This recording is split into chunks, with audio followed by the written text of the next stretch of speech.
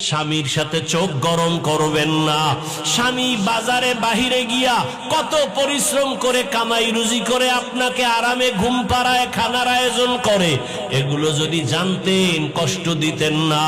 এবং স্বামী হিসাবে যারা আছেন আপনারাও কিন্তু খেয়াল রাখতে হবে, ঘরের একটা নারী বাচ্চা নিয়ে কত কষ্ট করে, খানার পাকের ঘরে কত কষ্ট করে সংসারটাকে গুছায় রাখে। আল্লাহর মোহাব্বত নিয়ে তওবা করে সন্তানটাকে দুজনে মিলে আদর্শওয়ালা বানাবেন। নামাজ পড়ে পড়ে আল্লাহর কাছে দোয়া করবেন, আর বেনামাজি থাকবেন না, বেপরদায় চলবেন না।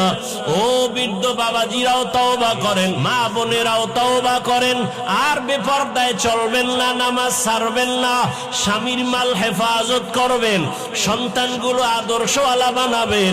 এখানে কত আল্লাহর বান্দা আছেন, মা নাই বাবাও নাই, আমার মায়ার নবীও বড় ইতিম, দুনিয়াতে আসিয়া বাবার চেহারাও দেখতে পারে নাই, 6 বছরে মা হারালেন। আমার নবীও কাঁদেন।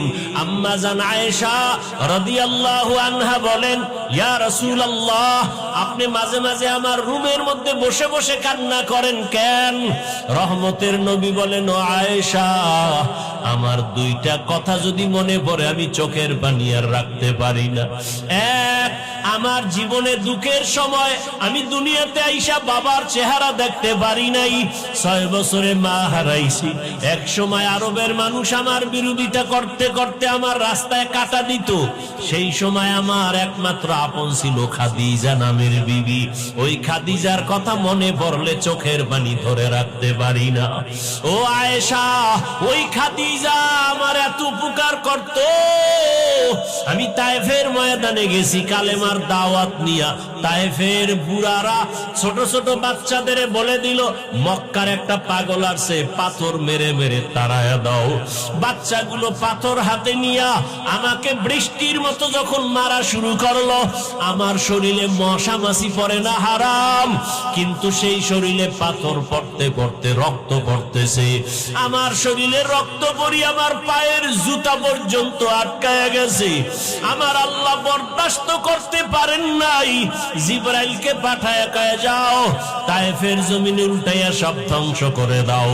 আমার মায়ার হাবিবের কেউ মারবে আমি সহ্য করতে পারি না, আমার হাবিবের রক্ত সহ্য করতে পারি না, চোখের পানি সহ্য করতে পারি না। জিবরাইল আমিন আসিয়া কয়, ইয়া রাসূলুল্লাহ, আপনি অর্ডার করেন তায়েফের জমিনে উল্টাইয়া সব ধ্বংস করে দেই। নবী বলে,